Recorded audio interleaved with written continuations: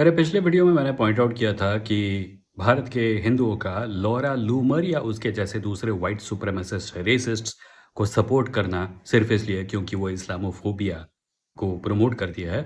It doesn't make sense क्योंकि जो white सुप्रेमेसिस्ट है इवेंजेलिकल क्रिश्चियन अमेरिका का, उसको दो पैसे का भी फर्क नहीं पड़ता कि तुम्हारा धर्म क्या है। उसे बस तुम्हारी चमड़ी का रंग दिखता है और वो इस्लामोफोबिया जब करता है तो उस इस्लामोफोबिक कल्चर का जो खामियाजा है वो ब्राउन स्किन वाले हिंदूज क्रिश्चियंस हर किसी को भुगतना पड़ता है, मैक्सिकन्स को भी भुगतना पड़ता है। इसके जवाब में किसी ने आके एक कमेंट किया जिसमें उन्होंने कहा कि नहीं, ऐसा नहीं है।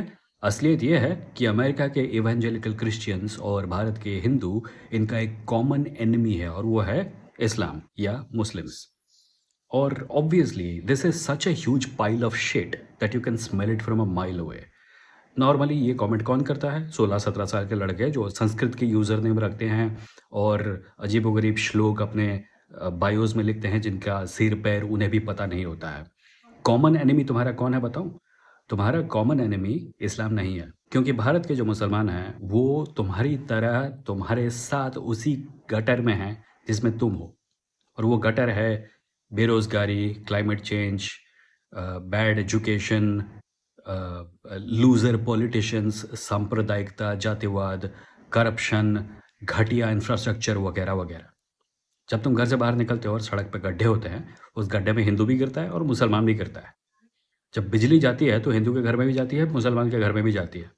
पर फॉर सम रीज़न तुम उल्लू के पट्टों को लोगों ने कन्विंस कर दिया है कि तुम्हारा उस इंसान के साथ लड़ना ज़रूरी है जो तुम्हारी तरह ही पावर कट सह रहा है, जो तुम्हारी तरह ही बेरोज़गारी सह रहा है या नौकरियां ढूंढ रहा है या उन्हीं सारी इंफ्रास्ट्रक्चरल प्रॉब्लम्स के साथ डील कर रहा है जिसके साथ तुम डील कर रहे हो। और ये तुम्हें सुना कौन रहा है?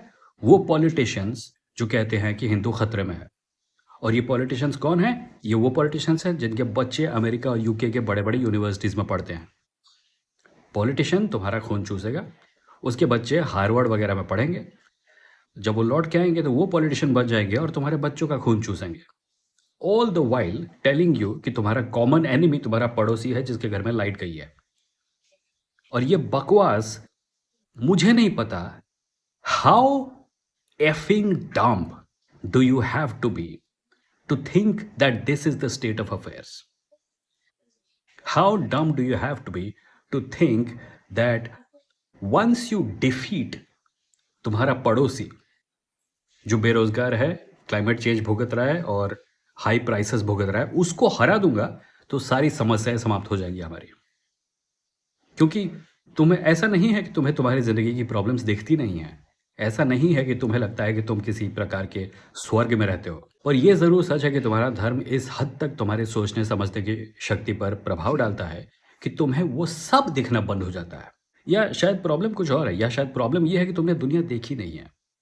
एज आई डिस्क्राइब्ड, तुम 16-17 साल के उल्लू के पट्टे हो जो इंटरनेट पर नाम बदल के गाली गलौज करता है और उसको लगता है कि ये उसके समय का बहुत अच्छा प्रयोग है।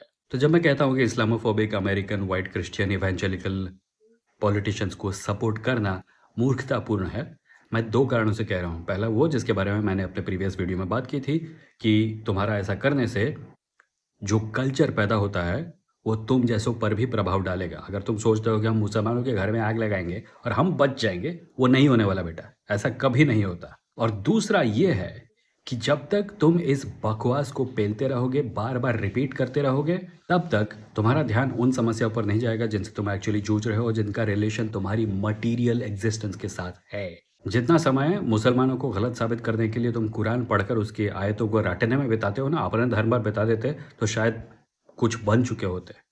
और अगर वो समय एजुकेशन में लगाते या सरकार से सवाल पूछने में लगाते या इंफ्रास्ट्रक्चर डिमांड करने में लगाते तो शायद देश का और समाज का भी कुछ भला हो चुका होता। पर नहीं, हमें ये बकवास कर दी है, हमें नौटंकियां कर दी हैं इंटरनेट पे श्लोक बोल के। और अगर और कुछ ना हो सके तो एक मेहरबानी प्लीज करो, हम सब पे अपने आप को योद्धा बोलना बंद कर दो। योद्धाओं को ये पता होता है कि उनका दुश्मन कौन है।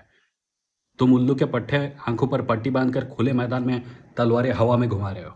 धर्म के बेसिस पे राजनीति करने वाले पॉलिटिशियन, उनके अमीर परिवार, उनके पूंजीपति मित्र तुम्हारा फर्नीचर उठा उठा के जा रहे हैं, तुम्हारे परिवार के लोगों की जिंदगी बर्बाद कर रहे हैं, तुम्हारा बैंक बैलेंस लूट रहे हैं और तुम हो कि अपने पड़ोसी के ऊपर गुस्सा निकाल रहे हो।